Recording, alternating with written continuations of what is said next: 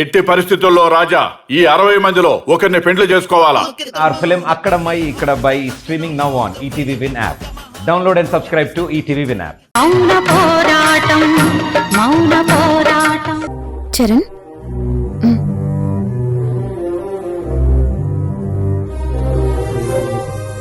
చరణ్, పొద్దున్న నా చేత్తో కాఫీ ఇస్తే తాగలేదు. ఇప్పుడు పాలు తీసుకొస్తే అస్సలు టచ్ చేయట్లేదు. ఏంటిది? నేను నిన్ను అసలు టచ్ చేయకుండా ఉండాలి కదా, అందుకే పాల గ్లాస్ కూడా టచ్ చేయట్లేదు. నువ్వు దీక్ష చేస్తున్నావు గనక నేను కూడా నీతో మాట్లాడకుండా, నిన్ను కష్టపెట్టకుండా దూరంగా ఉంటే మంచిది. చరణ్, నేను నిన్ను కావాలని దూరం పెట్టినట్టు నన్ను ఇలా అర్థం చేసుకోవడం బాలేదు. ఒకరినొకరు ఇష్టపడి పెళ్లి చేసుకున్నాం, ఒకరినొకరు అర్థం చేసుకుని పెళ్లి చేసుకున్నాం. మరి దీనికి అర్థం ఇదేనా? నువ్వే చెప్పాలి. ఒకరినొకరు అర్థం చేసుకోవడం అంటే ముందు ఒకరి అభిప్రాయాలు ఒకరు గౌరవించాలి, ఒకరి డెసిషన్స్ ని ఒకరు యాక్సెప్ట్ చేయాలి.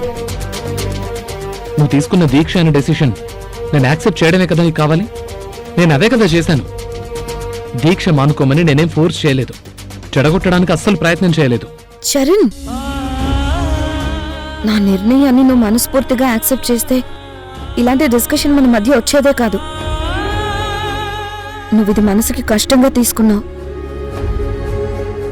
అది నాకెంత కష్టంగా ఉంటుందో ఆలోచించు. నిన్ను బాధ పెట్టాలని ఇలా ప్రవర్తించట్లేదు. మన ఇద్దరి మధ్య కొన్నాళ్ల పాటు ఇలా దూరం ఉండడం మంచిది కాబట్టి నువ్వుగా నేనుగా ఉండడం మంచిది. నేను నీకు సారీ కూడా చెప్పాను చరణ్. అయినా నా విషయంలో నువ్వు కోపంగానే ఉన్నావు. నీ ప్రవర్తనలో అదే కనిపిస్తుంది కూడా. మన మధ్య దూరం ఉండాలని చెప్పానే కానీ నాతో ప్రేమగా మాట్లాడకూడదు, నవ్వుతూ మాట్లాడకూడదని నేనే నీ కండిషన్స్ పెట్టలేదే. నాతో నువ్వు ప్రేమగా ఉండొచ్చు, ఎప్పట్లానే ప్రేమగా మాట్లాడొచ్చు. అంత ప్రేముంటే ఆ ప్రేమే నిన్ను మళ్ళీ టచ్ చేసేలా చేయొచ్చు, నీ దీక్ష భగ్నం అయ్యేలా చేయొచ్చు. ఎందుకు వచ్చిన హెడేక్ చెప్పు? మనుషులకే కాదు, మాటకు, నవ్వుకు, ప్రేమకు అన్నిటికీ మన ఇద్దరి మధ్య ఒక దూరం ఉంటేనే మంచిది. అది కాదు చరణ్. ప్లీజ్ సౌందర్య, నన్ను మాట్లాడించాలని చూడకు.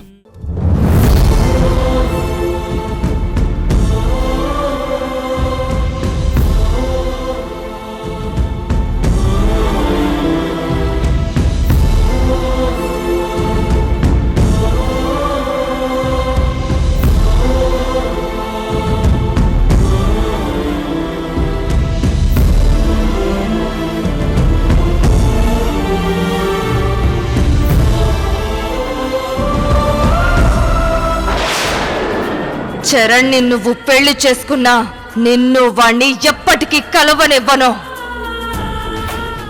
ఈ జన్మలోనే కాదు, ఏ జన్మలోనూ చరణ్ని నిన్ను కలవనివ్వను.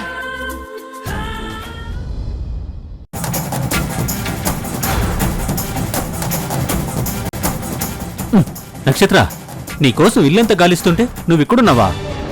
నా కోసం గాలించడం ఏంటి మావయ్య? నేనేం తప్పిపోలేదు కదా. తప్పిపోవడానికి నువ్వేమైనా చిన్నపిల్లవా, లేదంటే మతి స్థిమితం లేనిదానివా? నాకు కొంచెం తలనొప్పిగా ఉందమ్మా, కాస్త కాఫీ ఇస్తావేమో అని వెతికాను. ఇక్కడ నేను చాలా ఇంపార్టెంట్ వర్క్ లో ఉన్నాను మావయ్య. ఏంటమ్మా అంత ఇంపార్టెంట్ వర్క్? అవంతి కూడా ఇంట్లో లేదు, ఇప్పుడు నేను ఎవరిని అడగాలి? అయినా అంత ముఖ్యమైన పనేంటమ్మా?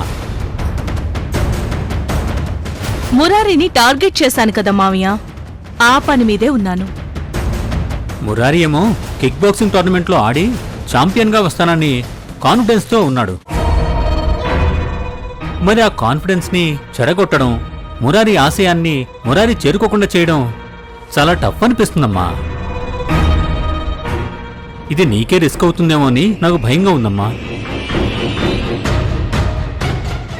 రిస్క్ మేనేజ్మెంట్ లో, అందులోనూ మురారి విషయంలో నేను చాలా కేర్ఫుల్ గానే ఉన్నాను మావయ్య. తన విషయంలో నేను పూర్తిగా మారిపోయినట్టు నటిస్తూనే, మురారిని ఎంకరేజ్ చేస్తున్నట్టు నటిస్తూనే బాక్సింగ్ టోర్నమెంట్లో ఛాంపియన్ కావాలనుకున్న తన కలను చిదిమేస్తాను.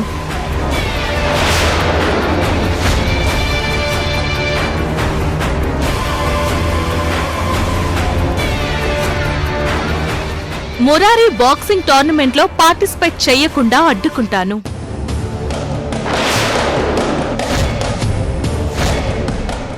తను వెళ్ళినా గేమ్లో గెలవనివ్వకుండా చేస్తాను.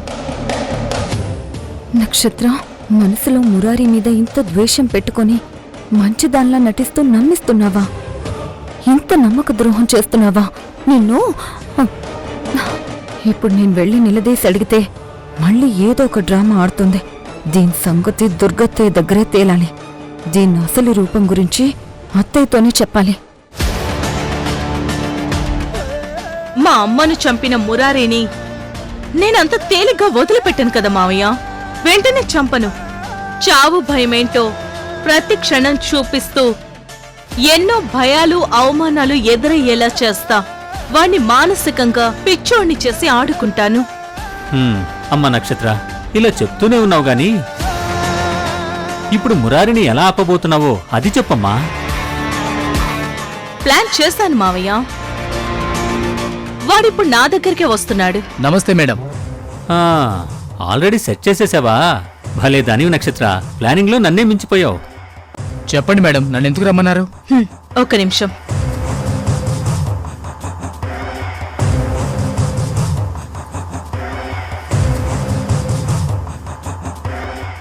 నీకొక ఫోటో సెండ్ చేశాను, చూడు.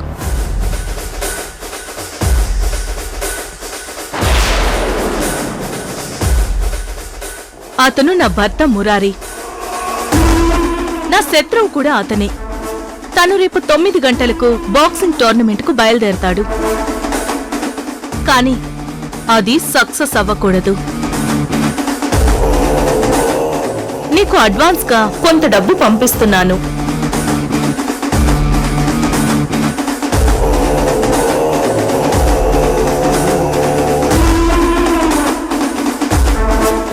ప్లాన్ డీటెయిల్స్ అన్ని ఫోన్లోనే చెప్తాను. అలాగే మేడం.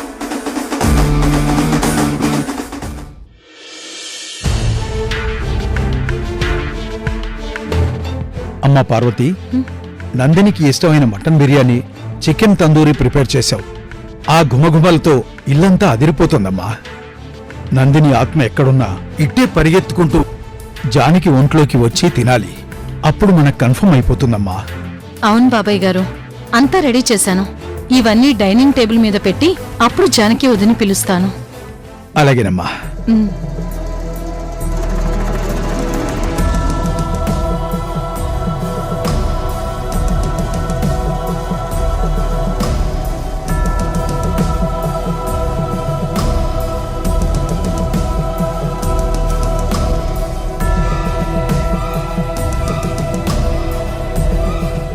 వెళ్ళి జానకిని పిలువమ్మా. వెళ్తాను బాబాయ్ గారు, ఇప్పుడే పిలుస్తాను. సరేనమ్మా. అదేంటమ్మా ఆగిపోయావు? వదిన్ని పిలవటానికి భయమేస్తుంది బాబాయ్ గారు. ఏ క్షణాన నందిని ఆత్మ వదిన ఒంట్లోకి వస్తుందో తెలియదు. అసలు నందిని ఆత్మ జానకి ఒంట్లోకి ప్రవేశిస్తుందా లేదా అన్నదే కదమ్మా ఈ రోజు మనకు రుజువు అవ్వాలి. కాస్త ధైర్యం చేయక తప్పదమ్మా. వెళ్ళి పిలువమ్మా. అయ్యో భగవంతుడా, భయంతో వణికిపోతున్న నన్ను నువ్వే కాపాడాలి. కొన్నంత ధైర్యాన్ని ఇవ్వాలి.